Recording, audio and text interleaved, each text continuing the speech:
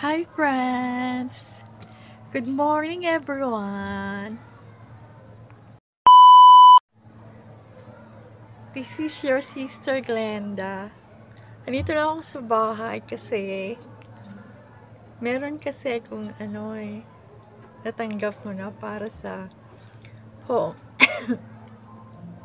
For home staying muna for a while. Yung lang to, nauubo pa rin ako. Meron pa rin ako friends, wait lang. Dito muna ako kasi nga inuubo ko for a while.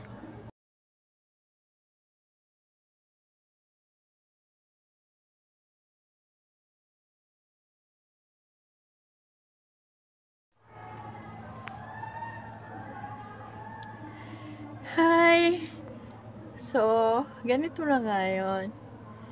Meron ako kasing mga dito, stocks lang dito for 2 days lang. Yung yung mga like this, so. Pagkatapos, meron ulit akong bagong bigas. Ito. Yan, may bagong bigas ako ngayon. So, hindi ko na sa inyo ipapakita na totally kasi nga bigas lang naman to sa Kadilatay.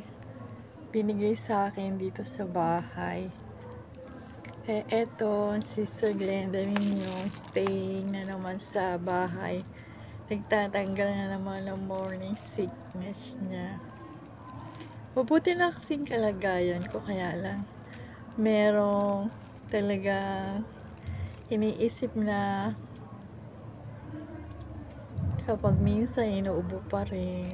Kaya hindi muna ako nag-stay sa labas kasi nga kapag nakalanghap ako ng usok ng mga sasakyan sa papuntahan ko, hindi na ako naglalakad muna.